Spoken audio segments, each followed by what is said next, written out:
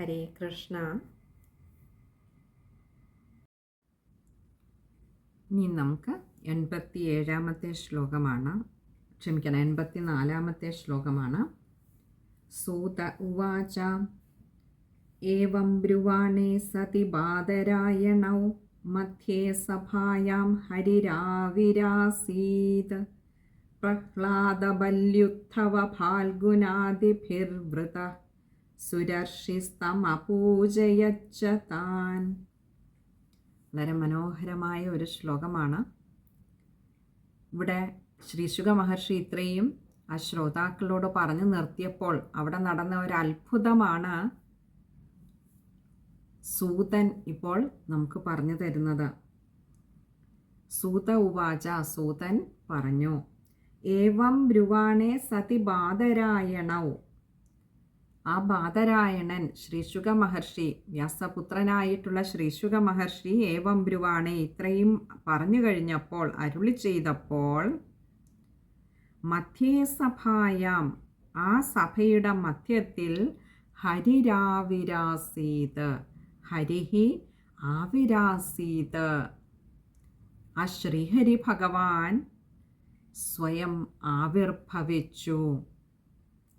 എങ്ങനെ? തനിയെയല്ല ഭഗവാൻ വന്നത് ആ വേദിയിൽ. പ്രഹ്ലാദബല്യുത്ഥവ ഫാൽഗുനാദിഭിർവൃതഃ.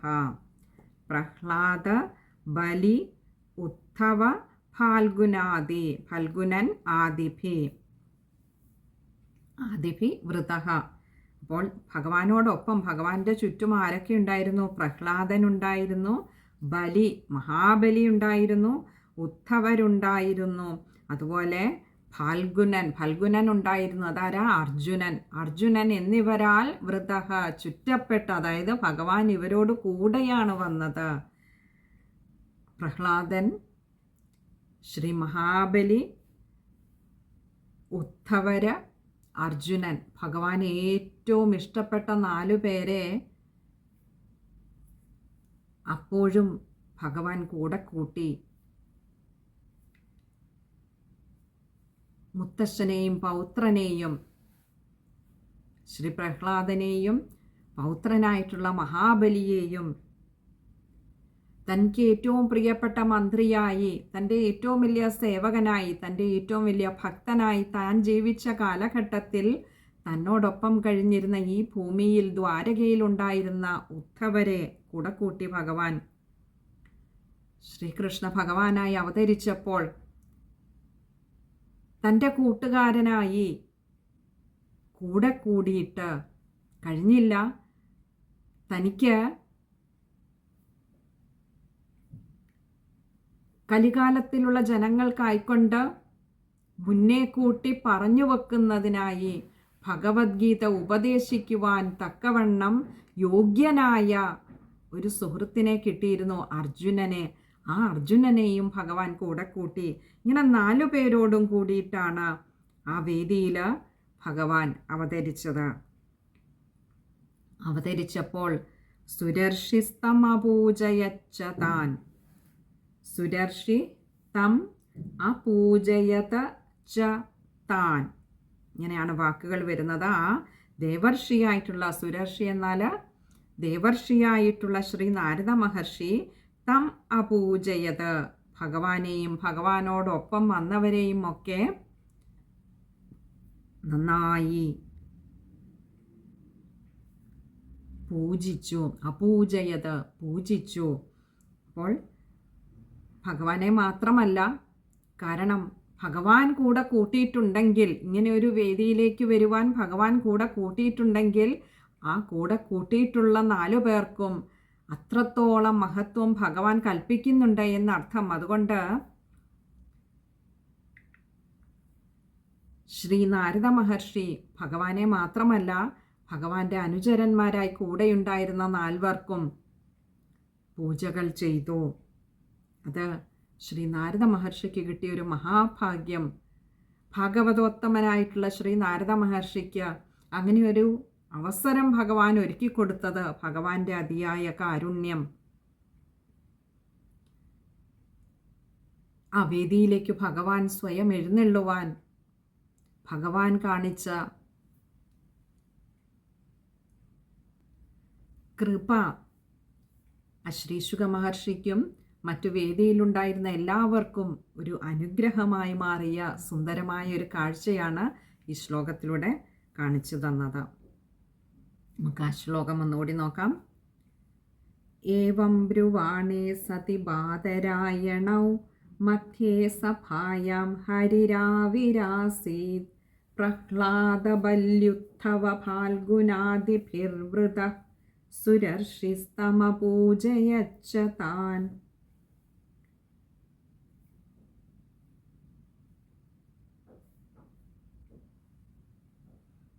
ശ്ലോകം വായിക്കുമ്പോൾ ശ്രദ്ധിക്കേണ്ട കാര്യങ്ങൾ: ഹരിരാവിരാസീത്, ഹരിഹി ആവിരാസീതാണ്. അവിടെ പദം പിരിക്കേണ്ട. രാ എന്ന അക്ഷരത്തിന് ആകാരം കൊടുത്ത് വായിക്കുക. പിന്നെ അടുത്തത് പ്രഹ്ലാദ ബലി ഉദ്ധവ ഫാൽഗുനാദിഭിർ. ഇവിടെ ബല്യുദ്ധവ, ബലി ഉദ്ധവ പദം പിരിക്കണ്ട, വായിക്കുമ്പോൾ ശ്രദ്ധിക്കുക. അത് അത്രയും തന്നെയും ചേർത്ത് വായിക്കുക. പ്രഹ്ലാദ ബല്യുദ്ധവ ഫാൽഗുനാദിഭിർവൃത, കഴിയുന്നതും അതത്രയും ചേർത്ത് തന്നെ വായിക്കുക. അതേപോലെ സുരർഷിസ്തം അപൂജയച്ച, സുരർഷി തം അപൂജയത് ച ആണ് പദം പിരിക്കണ്ട. അവിടെ തം അപൂജയത്ത്, അവിടെ മായ്ക്ക് അകാരം കൊടുത്ത് വായിക്കുക. ഇനി അടുത്തത് 85-ാമത്തെ ശ്ലോകമാണ്. ഇനി അടുത്ത ശ്ലോകം ഈ ഒരു കഥയുടെ ഭഗവാൻ വന്നതിന് ശേഷം അവിടെ എന്താണ് നടന്നത്, ഭഗവാൻ ഏറ്റവും പ്രിയപ്പെട്ട 4 കൂട്ടി വന്നപ്പോൾ അവിടെ എന്താണ് നടന്നതെന്നാണ് അടുത്ത ശ്ലോകത്തിൽ പറയുന്നത്. നമുക്ക് നോക്കാം. 85-ാമത്തെ ശ്ലോകം. ദൃഷ്ട്വാ പ്രസന്നം മഹദാസനേ ഹരിം തേ ചക്രിരേ കീർത്തനമഗ്രതസ്തദാ ഭവോ ഭവാന്യ കമലാസനസ്തു തത്രാഗമത് കീർത്തനദർശനായ.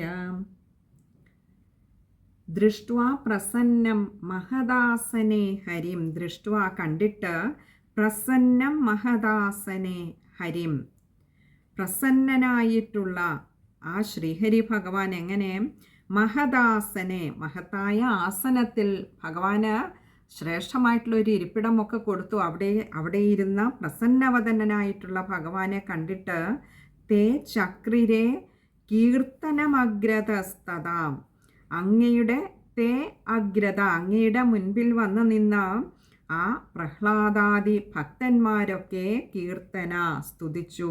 തഥാ എന്ന് പറഞ്ഞാൽ അപ്പോൾ. അങ്ങനെ ഭഗവാൻ പ്രസന്നായിരിക്കുന്ന കണ്ടപ്പോൾ അങ്ങയുടെ മുൻപിൽ വന്ന് നിന്ന ഭക്തന്മാരൊക്കെ അങ്ങനെ സ്തുതിച്ചു. കഴിഞ്ഞില്ല. ഭവോ ഭവാന്യ കമലാസനസ്തു, ഭവോ ഭവാന്യ, ശിവനും സാക്ഷാൽ പരമശിവനും, ഭവാനി എന്ന് പറഞ്ഞാൽ പാർവതീദേവിയോട് കൂടി, ഭവാന്യ. കമലാസനൻ എന്ന് പറഞ്ഞാൽ ശ്രീ ബ്രഹ്മാവ്. ഇവരൊക്കെ ശ്രീ പരമേശ്വരനാകട്ടെ പാർവതീദേവിയോട് കൂടിയിട്ട്, അതുപോലെ ബ്രഹ്മാവ്, അവരൊക്കെ തത്ര ആഗമ, അവിടെ എത്തിച്ചേർന്നു. എന്തിന്? കീർത്തനദർശനായ, ഭഗവാനെ അവിടുത്തെ കീർത്തനം ചെയ്യുവാനും ദർശിക്കുന്നതിനായിട്ടും, അവിടുത്തെ ആ ഒരു സദ്ദർശനത്തിനു വേണ്ടി, പുണ്യദർശനത്തിനു വേണ്ടി അവിടെ ശ്രീ പരമേശ്വരനാകട്ടെ പാർവതീദേവിയോട് കൂടിയിട്ടും ബ്രഹ്മാവും ഒക്കെ അവിടെ എത്തിച്ചേർന്നു ആ വേദിയിൽ. കാരണം നയനാനന്ദകരമായ ഒരു കാഴ്ചയാണ് ഇപ്പോൾ അവിടെയുള്ളത്. ഭഗവാന് അവിടെ ഉത്തമമായ ആസനത്തിലിരിക്കുന്നു. പ്രസന്നനായിരിക്കുന്ന ഭഗവാന്റെ മുൻപിൽ ഭഗവാൻ ഏറ്റവും പ്രിയപ്പെട്ടവരായിട്ടുള്ള ഭക്തർ, ഭഗവാൻ തന്നേക്കാൾ മൂല്യം കൽപ്പിക്കുന്നത് തൻ്റെ ഭക്തർക്ക് വേണ്ടിയിട്ടാണ്. അപ്പോൾ ആ ഭക്തർ വന്ന് നിന്ന് ഭഗവാനെ സ്തുതിക്കുന്ന കാഴ്ച കണ്ടിട്ട് അതൊന്ന് നേരിൽ കാണണമെന്ന് കൈലാസത്തിലിരുന്ന പരമശിവനും പാർവതീദേവിക്കും തോന്നി. അവരെളുപ്പം തന്നെ അവിടെ നിന്ന് പുറപ്പെട്ടു. ഇനിയും ഇങ്ങനെ ഒരു കാഴ്ച ഒരുപക്ഷെ അത്ര എളുപ്പമല്ല കിട്ടുക എന്നുള്ളത്. അതുകൊണ്ട് തന്നെ ഈ പുണ്യമായ ദർശനത്തിനും അതേപോലെ ഇങ്ങനെയുള്ള ഒരു ഭഗവാനെ സ്തുതിക്കുന്നതിനുമായിട്ട് ശിവപാർവതിമാരവിടെ നിന്ന് പുറപ്പെട്ടു. ഇത് കണ്ടിട്ട് ബ്രഹ്മാവിനും സഹിച്ചില്ല. തനിക്കും കിട്ടണം ആ സുഹൃത്തം എന്ന് കരുതിയിട്ട് ആ പുണ്യദർശനത്തിനായിട്ട് ബ്രഹ്മാവും മുന്നിൽ വന്നിട്ടോ ഭക്തന്മാരോടൊപ്പം കൂടി നിന്ന ശിവപാർവതിമാരും ബ്രഹ്മാവും ഭഗവാനെ സ്തുതിച്ചു. ആ ദിവ്യ ദർശനവും അവർക്ക് സാധ്യമായി. ഭഗവാന്റെ മുൻപിൽ വന്ന് ഭഗവാനെ സ്തുതിക്കുന്നതിനും കഴിഞ്ഞു. ഇനി നമുക്ക് ആ ശ്ലോകം ഒന്നുകൂടി നോക്കാം.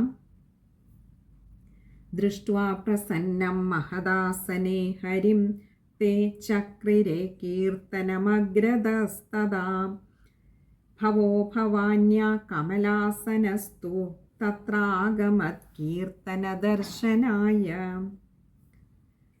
ശ്ലോകം വായിക്കുമ്പോൾ ശ്രദ്ധിക്കേണ്ട കാര്യങ്ങൾ: മഹദാസനെ, മഹത് ആസനയാണ്, പദം പിരിക്കേണ്ട. മഹദാസനെ അകാരം ശ്രദ്ധിക്കുക.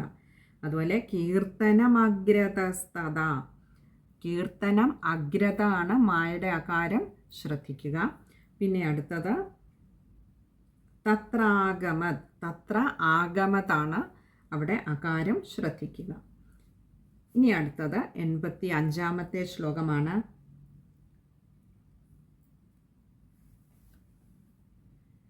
പ്രഹ്ലാദസ്ഥാലധാരി തരളഗതിതയാ ചോത്ഥവഃ കാംസ്യധാരി വീണാധാരി സുരർഷി സ്വരകുശലതയാ രാഗകർത്താർജുനോഭൂത് ഇന്ദ്രോവാദീൻ മൃദംഗം ജയ ജയ സുകരാ കീർത്തനേ തേ കുമാരാ യത്രാഗ്രേ ഭാവവക്താ സരസരചനയാ വ്യാസപുത്രോ ബഭൂവ. പ്രഹ്ലാദസ്ഥാളധാരി.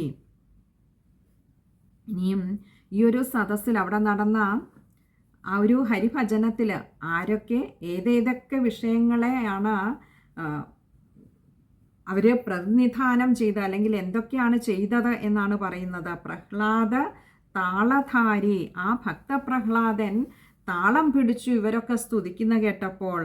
തരളഗതിതയാ ച ഉദ്ധവ, തരളഗതിതയാ, തരളഗതിയിൽ ഉദ്ധവൻ വളരെ ചതുരനായതുകൊണ്ട്, സമർത്ഥനായിരുന്നത് കൊണ്ട് ഉദ്ധവൻ ചെയ്തത് ആ ചേർമംഗലമൊക്കെ അങ്ങോട്ട് പിടിച്ചു. കാംസ്യധാരി ഇവിടെ പറയാണ്. അപ്പോൾ പ്രഹ്ലാദൻ താളം പിടിച്ചു. ഉദ്ധവരാകട്ടെ, ഉദ്ധവരുടെ വൈദഗ്ധ്യമെന്ന് പറയുന്ന തരളഗതി ആയതുകൊണ്ട് തന്നെ ആ ചേർമംഗലം പിടിച്ചു. പിന്നെയോ വീണാധാരി സുരർഷി, ആ വീണാധാരി, വീണ സദാ ധരിച്ചുകൊണ്ട് നടക്കുന്നതായിട്ടുള്ള ആ ദേവർഷിയായ ശ്രീ നാരദ മഹർഷിയെ വീണ വായിച്ചു. പിന്നെയോ സ്വരകുശലതയാ രാഗകർത്താർജുനോഭൂത്. സ്വരകുശലതയാ, സ്വരത്തിൻ്റെ ആരോഹണ അവരോഹണ ക്രമങ്ങളെയൊക്കെ നന്നായി അറിയുന്ന ആളായിരുന്നത് കൊണ്ട് രാഗകർത്ത അർജുന അഭൂത്, അർജുനൻ രാഗാലാപം നടത്തി. പിന്നെയോ ഇന്ദ്രോവാദീൻ മൃദംഗം, ഇന്ദ്രനാകട്ടെ മൃദംഗം അവാദീൻ, മൃദംഗം വായിച്ചു. ജയ ജയ സുകരാ കീർത്തനേ തേ കുമാരാ, കുമാരന്മാര്, അതായത് സനൽകുമാരാദി മഹർഷിമാര് ജയ ജയ സുകരാ കീർത്തനാതേ, അങ്ങയെ ജയ ജയ ശബ്ദം ഉച്ചത്തിൽ ഉച്ചരിച്ചുകൊണ്ട് അങ്ങയെ പ്രകീർത്തിച്ചു. യത്രാഗ്രേ ഭാവവക്ത രസവിരചനയ, യത്ര അഗ്രേ, ഇവരുടെ എല്ലാം മുൻപിൽ ഭാവവക്ത രസവിരചനയ, അതായത് 10 വിധത്തിലുള്ള രസങ്ങളാണ് പറയപ്പെടുന്നത്. ഈ രസങ്ങളെയൊക്കെയും അതാത് ഘട്ടങ്ങളിൽ പ്രകാശിപ്പിച്ചുകൊണ്ട് ഭാവവക്ത, ഭാവം പറയുന്ന വിഷയത്തിൽ വളരെ സമർത്ഥനായിട്ടുള്ള വ്യാസപുത്രോ, വ്യാസപുത്രനായിട്ടുള്ള ശ്രീശുക മഹർഷി ബഭൂവ ഏർപ്പെട്ടു. ഇവിടെ 9 രസങ്ങൾ നമുക്കറിയാം. 9 രസങ്ങളാണ് സാധാരണ പറയാറുള്ളത്, അല്ലേ? ശൃംഗാരം തുടങ്ങിയ 9 രസങ്ങൾ. ഇവിടെ 10 രസം എന്ന് പറയുന്ന 10ാമത്തെ രസം ശാന്തിയാണ്. ആ ഒരു വേദിയിൽ ഇപ്പോൾ നിറഞ്ഞു നിൽക്കുന്നത്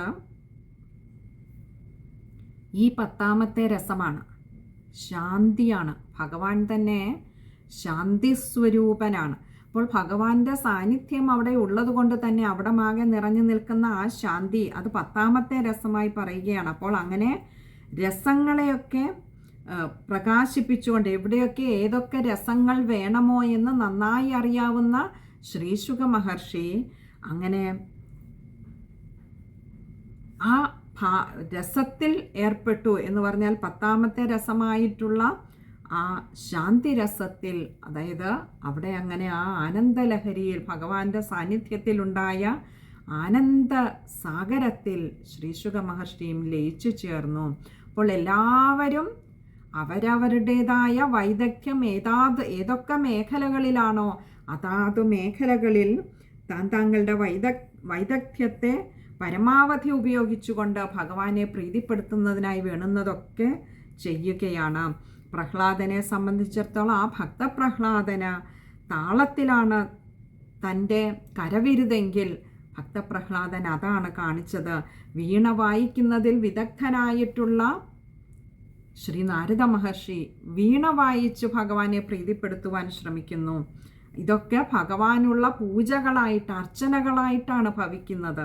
ഇവരുടെയൊക്കെ മുൻപിൽ, അതായത് തൻ്റെ ചുറ്റിനും ഇവരൊക്കെ ഉദ്ധവരാണെങ്കിലും ഇന്ദ്രനാണെങ്കിലാകട്ടെ മൃദംഗം വായിച്ചുകൊണ്ടാണ്. അതേപോലെ അർജുനനാണെങ്കിൽ ആരോഹണങ്ങളും അവരോഹണങ്ങളും ഒക്കെ നന്നായി അറിയാവുന്നതുകൊണ്ട് സ്വരസ്ഥാനങ്ങളെക്കുറിച്ച് വ്യക്തമായ ധാരണയുള്ള ആളായതുകൊണ്ട് തന്നെ രാഗാലാപം ചെയ്തുകൊണ്ടാണ് ഭഗവാന് പൂജ ചെയ്യുന്നത്. അപ്പോൾ ഇതിൻ്റെ എല്ലാം നടുവിൽ ഇത്രയും ഗംഭീരമായിട്ടുള്ള ഏറ്റവും ശ്രേഷ്ഠമായിട്ടുള്ള ഒരു വേദിയിൽ ഇതിൻ്റെ മുൻപിൽ ഇരുന്ന് ശ്രീശുക മഹർഷി ഭഗവാൻ അർപ്പിച്ചുകൊണ്ടിരിക്കുന്ന പല വിധത്തിലുള്ള പൂജാതി കർമ്മങ്ങളുടെ നടുവിൽ അങ്ങനെ ശാന്തിയിൽ അങ്ങനെ ലയിച്ചിരുന്നു. നമുക്ക് ആ ശ്ലോകം ഒന്നുകൂടി നോക്കാം.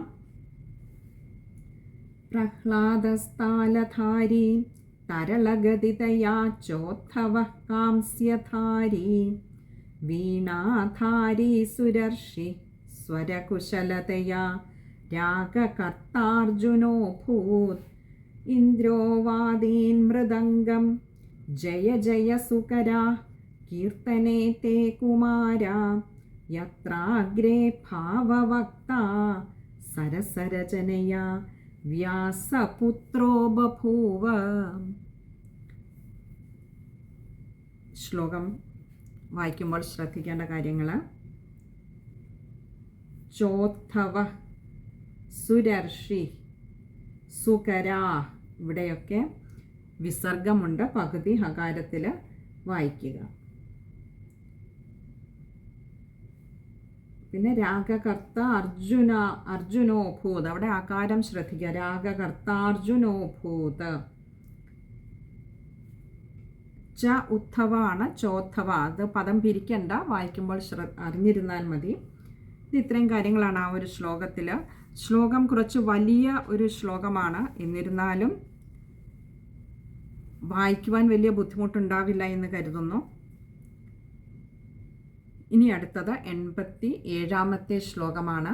ഭഗവാൻ അനുഗ്രഹിച്ചാൽ അത് അടുത്ത സത്സംഗത്തിൽ കാണാമെന്ന് കരുതുന്നു. ഹരേ കൃഷ്ണ.